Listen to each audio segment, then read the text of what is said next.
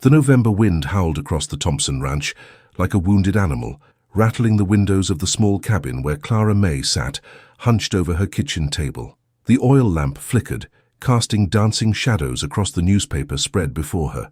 Her calloused fingers traced the words she'd written and rewritten a dozen times.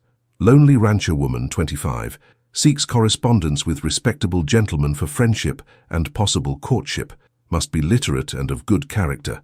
Write to Clara Thompson, Thompson Ranch, Bear Creek, Montana Territory. Clara bit her lip, her green eyes reflecting doubt in the lamplight. 6 months had passed since Pa's funeral, and the isolation was eating away at her like rust on iron. The nearest neighbor lived 15 miles away through treacherous canyon trails, and the weekly trips to Bear Creek for supplies barely counted as human contact. Mrs.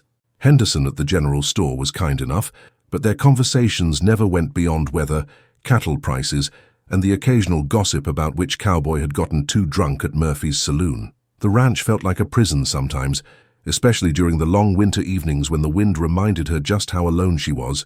Pa had built this place with his own hands, carved it out of the wilderness with nothing but determination and stubbornness. Now it was hers, all 1,000 acres of it, along with the debts, the failing cattle, and the crushing responsibility of keeping it all together. "Lord knows I'm getting desperate," she murmured, folding the advertisement carefully. Tomorrow she'd ride the 8 miles into Bear Creek and submit it to the Bear Creek Gazette. What harm could come from a few letters? Maybe she'd find a decent man willing to help with the ranch, someone who wouldn't mind the isolation and hard work. 3 weeks later, Clara's heart nearly stopped when she found an envelope slipped under her door during her morning chores. Her name was written in careful, masculine script across the front. With trembling hands that smelled of hay and horses, she tore it open. "Dear Miss Thompson, I hope this letter finds you in good health and spirits. I read your advertisement in the Gazette and felt compelled to write. My name is James Sullivan, though most folks call me Jake. I'm 27 years old and work the cattle trails between Montana and Wyoming Territory. I'm not much for talking in person. Seems like my tongue gets all twisted up around people, but I've always found comfort in writing. Words flow easier from my pen than from my mouth. If you're willing to correspond with a simple cowboy who's better with a rope than conversation, I'd be honored to hear from you. I promise to be respectful and honest in all my letters. Respectfully yours, Jake Sullivan." Clara read the letter 3 times, noting the neat handwriting and proper grammar. This Jake fellow seemed decent enough, certainly more educated than most cowboys she'd known. His honesty about being tongue-tied was endearing rather than off-putting. She spent the evening crafting a response by candlelight, sharing details about ranch life, her daily struggles with ornery cattle and broken fence posts, and asking about his work on the dangerous trails. What followed was an exchange that grew warmer with each passing week. Jake's second letter revealed a man of unexpected depth, describing sunsets over the Wyoming prairie with poetic flourish that made Clara close her eyes and picture the scene. He asked thoughtful questions about her dreams beyond ranching, whether she missed having neighbors, and how she managed to keep her spirits up during the harsh Montana winters. Clara found herself eagerly anticipating his correspondence, rushing to check for mail whenever she rode to town. She'd never admitted to anyone how much she craved intellectual conversation, someone who could discuss books and ideas beyond livestock and weather. Jake seemed to understand that hunger for connection that gnawed at her during the lonely evenings. By their 5th exchange, something had shifted. Jake's letters grew bolder, more personal. He wrote about longing for connection, about watching other men court women in the towns he passed through, with an envy that gnawed at his soul. He described his own loneliness on the trail, sleeping under stars that seemed to mock his solitude, and how her letters had become the one bright spot he looked forward to in each town. Clara responded with equal honesty, admitting her loneliness, and the way his letters had become the brightest part of her weeks. She confessed how she saved his letters for evening reading by the fire, savoring each word like a fine meal. Then came the letter that changed everything. Clara's hands shook as she read Jake's words, more passionate and intimate than anything she'd ever encountered. "Clara, my dearest heart, I know these words might shock you, but I can no longer contain what you've awakened in me. When I close my eyes, I see you moving through your ranch, strong and beautiful, and I ache with wanting to be there beside you. I imagine holding you close during those cold Montana nights, feeling your breath against my neck, your fingers tracing the scars on my hands from years of rope and leather. Tell me I haven't overstepped. Tell me you feel even a fraction of what consumes my thoughts both day and night." Clara's pulse raced as she finished reading. No man had ever spoken to her so boldly, so intimately. The proper response would be to end their correspondence immediately, but instead she found herself reaching for her pen, ready to match his passion with her own carefully chosen words. Outside, the first snow of winter began to fall, coating the ranch in pristine white, but inside her cabin, Clara felt a warmth spreading through her chest that had nothing to do with the fire crackling in her hearth. Clara stared at the blank page before her pen hovering uncertainly above the paper. Jake's passionate letter lay beside her, the words seeming to burn through the parchment even in the dim candlelight. She'd read it so many times the creases were wearing thin, but each reading sent the same electric current through her body. Taking a deep breath, she began to write. "Jake, my dear sweet cowboy, your words didn't shock me. They ignited something I thought had died with my girlhood dreams. I've spent so many nights wondering what it would feel like to have strong arms around me, to hear a man's voice whispering my name in the darkness. When I read your letter, I could almost feel your presence here in my cabin. I imagine you sitting across from me by the fire, your eyes reflecting the flames as you tell me about your day. Would you be bold enough to take my hand? Or would that shy nature you mentioned take hold?" She paused, her cheeks burning. Was she being too forward? But Jake's honesty deserved the same in return. She continued, "I confess that your letters have awakened desires I've kept buried under the daily grind of ranch work. Sometimes I catch myself daydreaming about you while I'm mending fence or feeding the horses. What would it be like to work alongside you, to feel your shoulder brush against mine as we share the load? I wonder if your hands are as gentle as your words suggest, or if they carry the roughness of a man who's lived hard and worked harder." The correspondence that followed grew increasingly intimate with each exchange. Jake's next letter arrived 2 weeks later, and Clara's hands trembled as she broke the seal. "My darling Clara, your last letter nearly undid me completely. I had to ride away from camp and find a quiet place by the river just to compose myself after reading your words. You want to know about my hands? They're scarred from years of rope burns and barbed wire, weathered from sun and wind. But when I think of touching your face, they tremble like a schoolboy's. I've imagined tracing the curve of your neck, feeling your pulse quicken under my fingertips. Would you pull away from such boldness, or would you lean into my touch?" Clara found herself looking forward to his letters with an anticipation that bordered on obsession. She'd ride to town on any excuse, hoping Mrs. Henderson would have mail for her. When a letter arrived, she'd barely make it home before tearing it open, reading Jake's passionate words while still in the saddle. As December deepened and the snow piled higher around her cabin, their correspondence became Clara's lifeline. Jake wrote about the loneliness of the trail, the bitter cold of sleeping under Wyoming stars, and how thoughts of her kept him warm through the longest nights. Clara responded with equal fervor, describing how she'd press his letters to her chest and imagine his voice, reading the words aloud. "I dream about you now, Jake," she wrote in one particularly bold letter. "I dream about the weight of your body beside mine, the sound of your breathing in the dark. I wake with your name on my lips and spend the day wondering if you're thinking of me too. Is it shameful for a woman to want such things? If so, then shame me, because I can't stop wanting you." Jake's response came faster than ever before, as if he'd written it the moment her letter arrived. "Shameful? My sweet Clara, there's nothing shameful about honest desire between a man and woman. Your words set me on fire, and I had to walk away from the other cowboys because I couldn't hide what your letter did to me. I want to worship every inch of you, to show you pleasures you've only dreamed about. But more than that, I want to hold you afterward, to feel your heart beating against my chest and know that I've found my home in your arms." By January, Clara had made a decision that both terrified and exhilarated her. She sat at her table on a particularly cold evening, drafting what might be the most important letter of her life. "My dearest Jake, we've shared our hearts and souls through these letters for months now. I feel like I know you better than men I've spoken with, face to face my entire life. The question burns in my mind every day. When will we meet? I know you mentioned being shy in person, but surely what we've built together is strong enough to overcome any awkwardness. My ranch is isolated, private. No prying eyes or gossiping tongues. Would you consider visiting when the spring thaw comes? I long to put a face to the voice I hear when I read your beautiful words." She sealed the letter before she could lose her nerve, knowing that everything would change once she sent it. Outside, the wind howled through the bare branches of the cottonwoods, but inside her cabin, Clara felt a warmth that had sustained her through the harshest winter of her life. Soon, she hoped, Jake Sullivan would be more than just words on paper. Jake's response to Clara's invitation arrived in early February, carried by a mail rider who'd braved the treacherous mountain passes despite the continuing storms.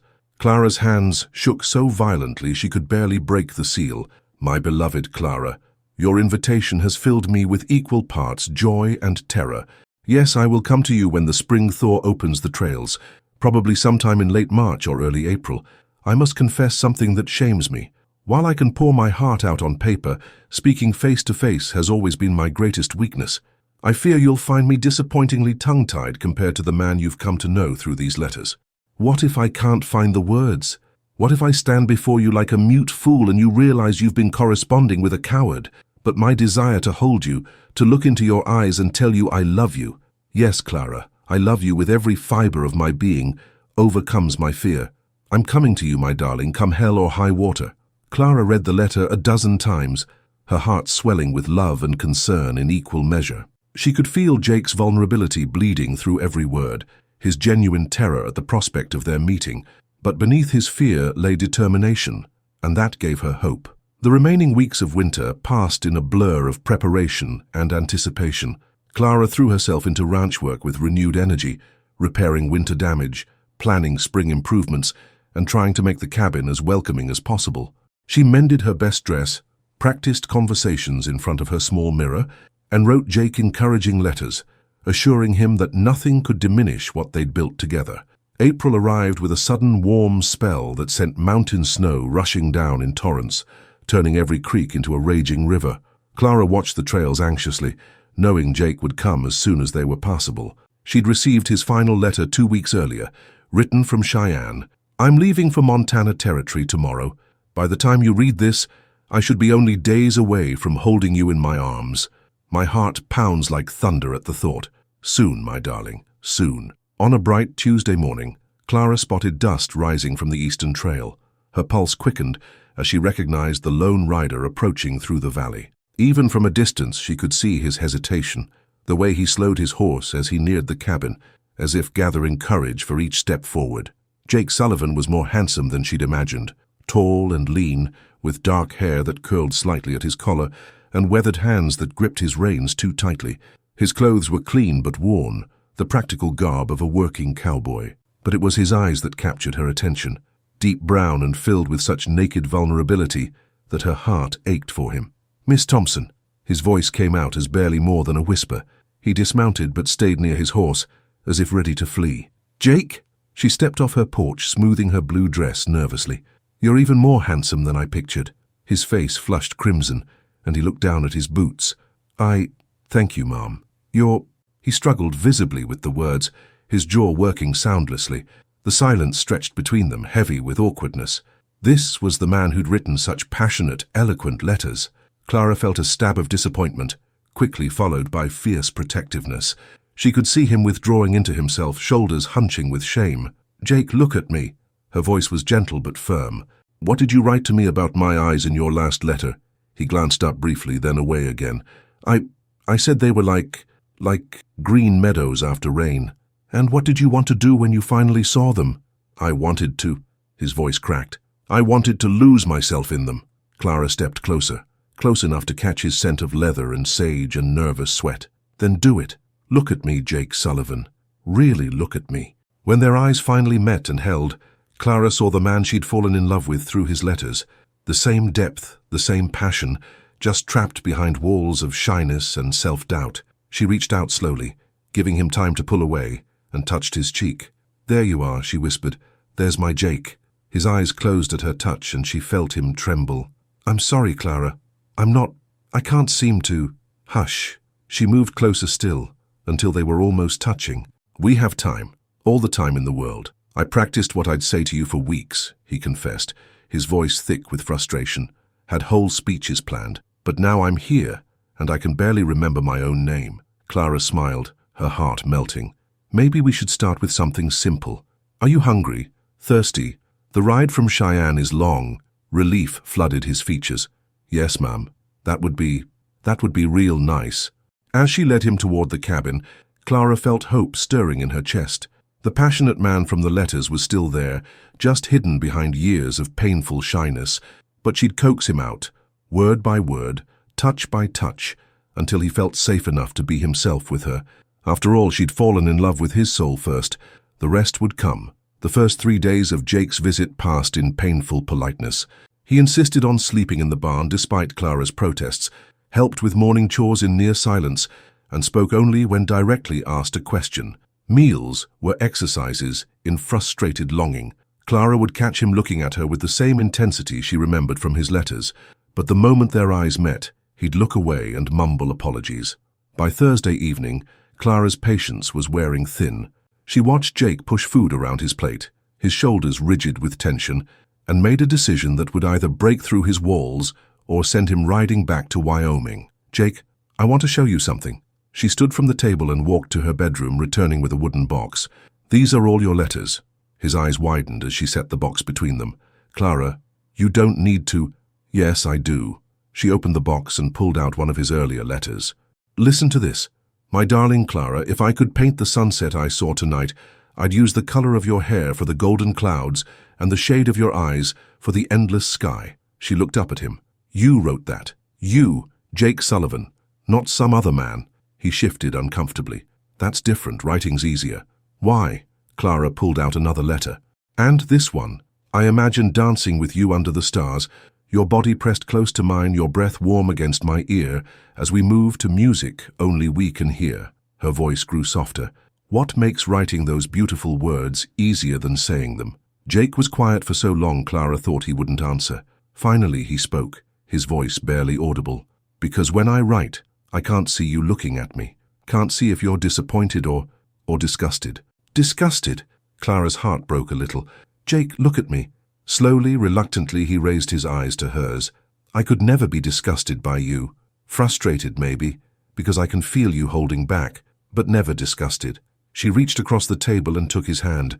"What happened to you? Who made you believe you weren't worth listening to?" Jake's throat worked as he struggled with the words. "My pa. He had a temper, and I stuttered something fierce as a boy. Every time I tried to speak up, he'd backhand me and tell me to keep my fool mouth shut.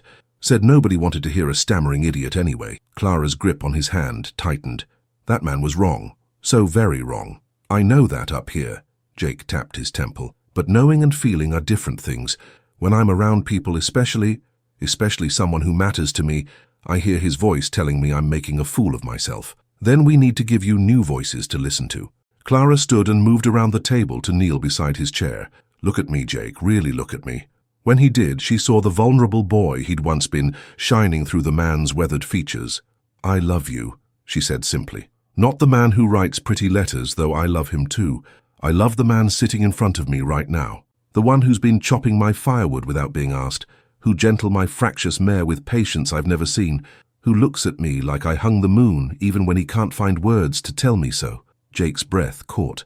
"Clara, you wrote to me once about wanting to trace the curve of my neck," she whispered, tilting her head slightly. "Your hands remember what your voice is afraid to say." Slowly, as if in a dream, Jake lifted his hand to her throat. His fingertips were rough but gentle as they followed the line from her ear to her shoulder. Clara shivered at the touch, and Jake's eyes darkened with the passion she'd only seen in his written words. "You're so beautiful," he managed, his voice husky. "I've dreamed about touching you like this." "Then stop dreaming and start living," Clara said, rising to her feet and pulling him up with her. "Dance with me. There's no music. Make some." She stepped into his arms, placing his hands at her waist. "Hum one of those trail songs cowboys sing." Jake's voice was shaky at first, but as they began to move together in the small space between table and hearth, his confidence grew. The simple melody filled the cabin, and Clara felt the tension leaving his body as they swayed together. "This is what you wrote about," she said softly.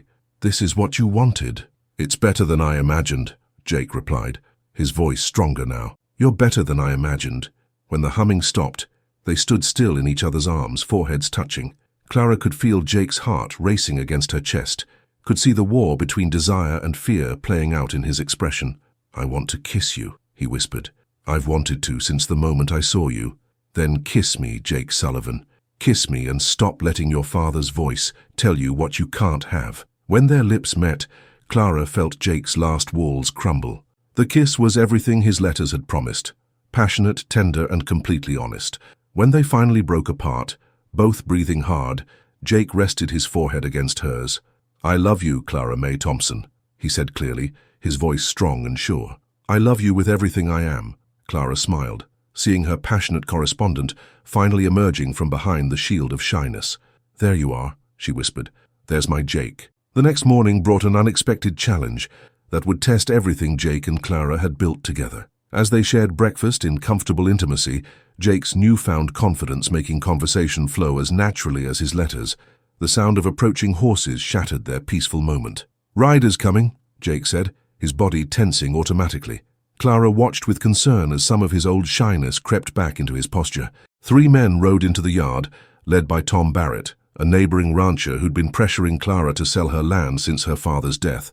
Barrett was a big man with cruel eyes and a reputation for getting what he wanted through intimidation. "Morning, Miss Thompson," Barrett called out, his gaze lingering on Jake with obvious suspicion. "Heard you had a visitor. Thought I'd ride over and make sure everything was proper."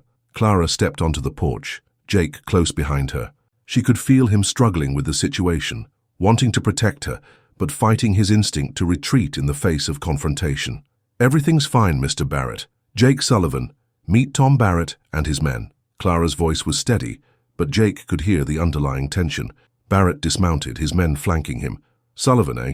You the cowboy been sending letters to our Clara here?" His tone made it sound like an accusation. Jake's jaw tightened, but when he tried to speak, only a barely audible "yes, sir" emerged. Clara saw him retreating into himself and felt a flash of protective anger. "Not that it's any of your business, Tom," Clara said sharply, "but Jake is my guest." "Guest?" Barrett smiled unpleasantly. "That what we're calling it? See, Clara, folks in town are talking. Single woman, man staying over. Doesn't look proper. Might be best if your guest moved on before people start getting the wrong idea." "The only wrong idea here is yours thinking you have any say in my personal affairs," Clara shot back, but she could feel Jake pulling away, his confidence crumbling under Barrett's aggressive stare. Barrett stepped closer to the porch. "Now, Clara, you know I've been trying to help you out of this mess your daddy left you. Ranch is too much for a woman alone. Sell to me, and you won't have to worry about entertaining strange men to make ends meet." The insult hit its mark.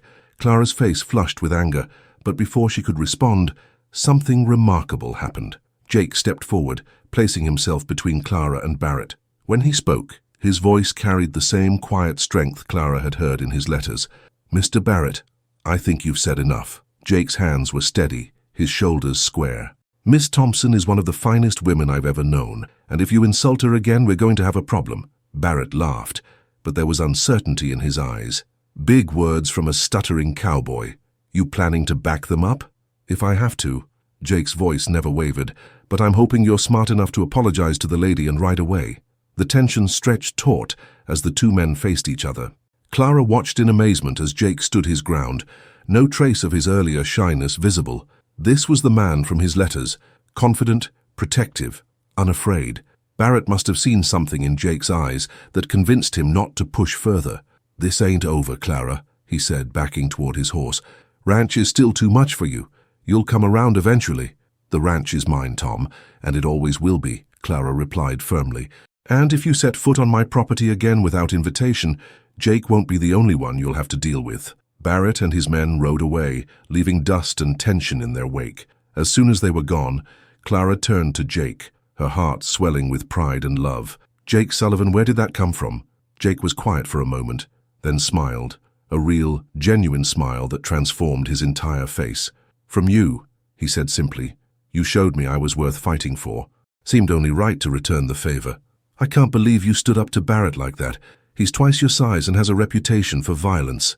"Maybe," Jake said, pulling her into his arms, "but he was threatening what matters most to me. Funny thing about fear, when you've got something worth protecting, it just disappears." Clara looked up at him, seeing the complete transformation from the tongue-tied cowboy who'd arrived just days before. "What happens now? Your cattle drive season starts soon." Jake was quiet for a long moment, his arms tightening around her. "Actually, I've been thinking about that. What would you say if I told you I was tired of the trail? That maybe it's time I settled down with a woman who makes me want to be a better man?" "I'd say that depends on whether that woman would have you." Clara replied teasingly. Clara May Thompson, Jake said, his voice strong and clear. Would you do me the honor of becoming my wife? I know I don't have much to offer except these 2 hands and a heart full of love, but I promise to spend every day proving you made the right choice. Clara's answer was a kiss that held all the passion of their letters and all the promise of their future. When they finally broke apart, both breathless and laughing, Jake rested his forehead against hers. You know what the best part is, he said softly. What's that? No more letters. From now on I can tell you I love you every single day, face to face, voice to voice. Clara smiled, her heart full to bursting. I love the sound of that, Jake Sullivan. I love the sound of that very much. As the sun climbed higher over the Montana mountains, they stood together on the porch of what would soon be their home, talking and planning and dreaming out loud, 2 souls who'd found their voices, and each other in the wild, beautiful territory they'd learned to call home.